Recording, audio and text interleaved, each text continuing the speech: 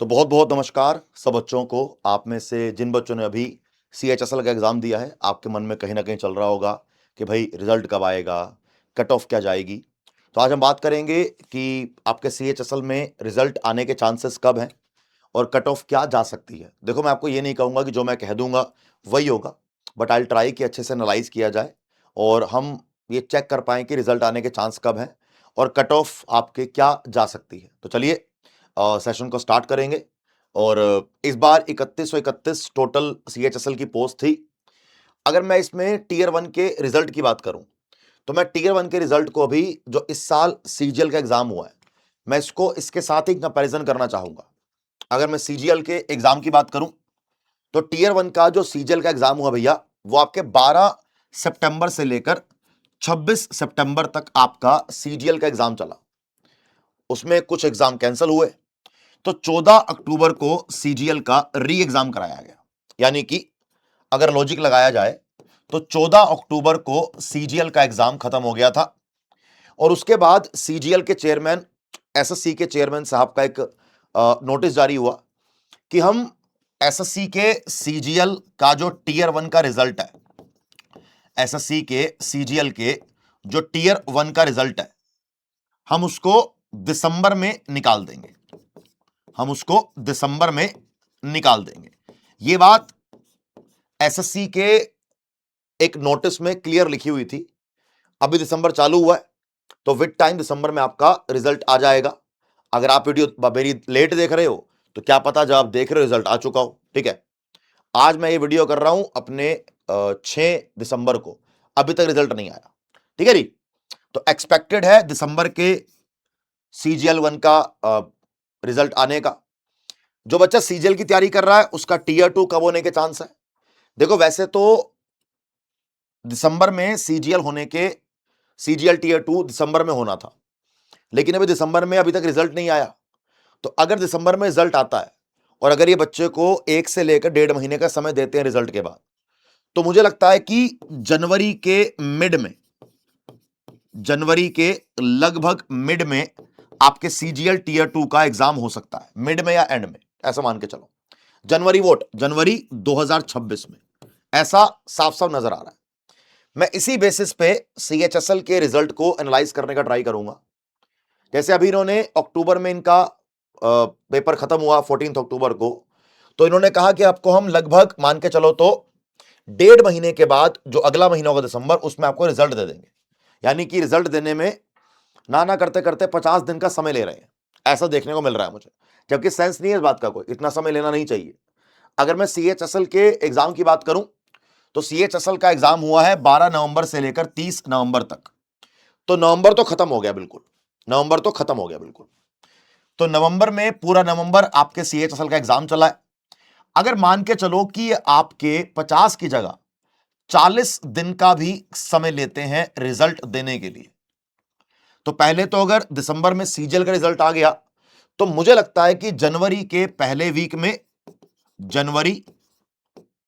2026 के पहले वीक में या जनवरी 2026 के मिड में हमारे CHSL के रिजल्ट के आने के चांसेस हैं। दिसंबर में मुझे रिजल्ट आता हुआ नजर नहीं आ रहा। अगर बाय लॉजिक जाएंगे, दिसंबर में CHSL का रिजल्ट नहीं आएगा, क्योंकि जो टाइम इन्होंने CGL के लिए लिया है तो आई एम श्योर कि ये CHSL के लिए भी टाइम लेंगे, क्योंकि इनका साइकिल चलती है ऐसे। तो अगर ये 50 दिन ले लेंगे तो भाई मान के चलो कि आपका जनवरी के 15-20 तारीख के आसपास आएगा। बट मैं ये चाहता हूं कि जनवरी के स्टार्टिंग में आपका रिजल्ट आ जाए।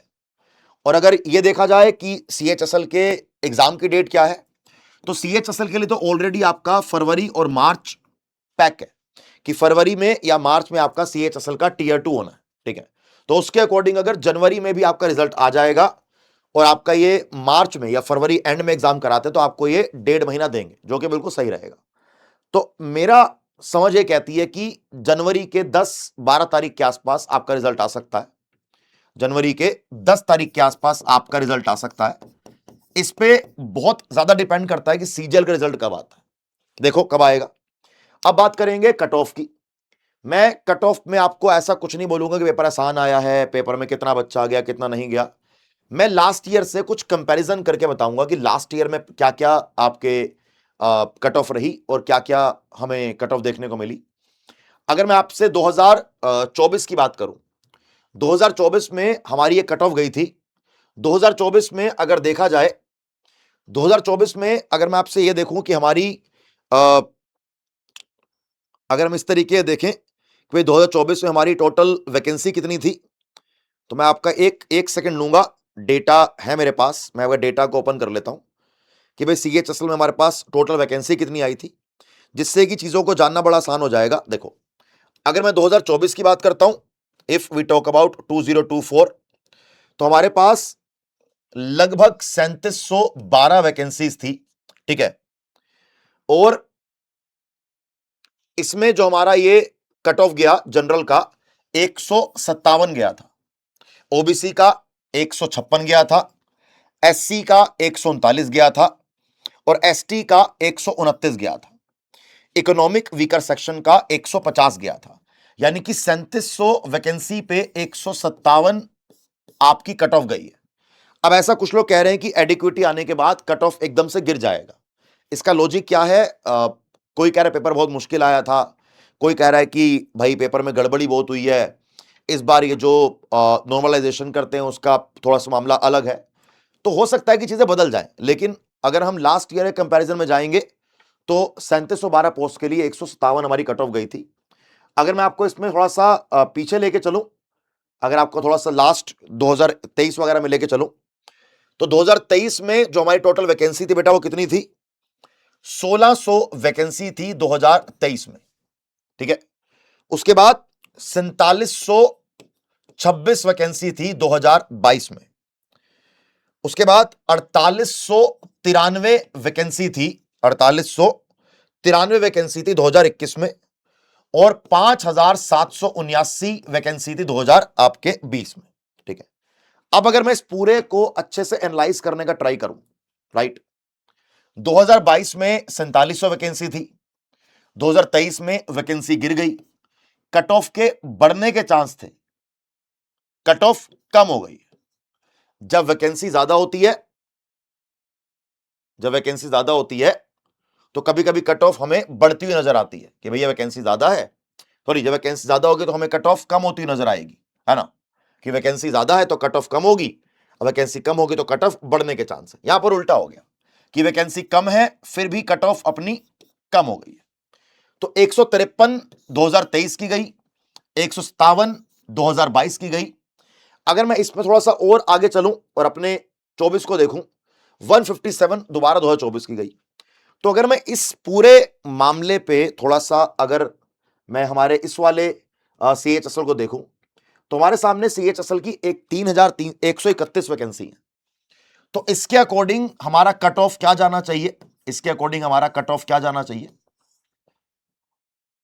अब देखो, एडिक्विटी क्या ही कर दे ये तो कोई नहीं जानता, लेकिन अगर हम बाय लॉजिक जाएं तो पेपर का जो CHSL का लेवल है वो जैसा आता है ऑलमोस्ट वैसा ही आया था।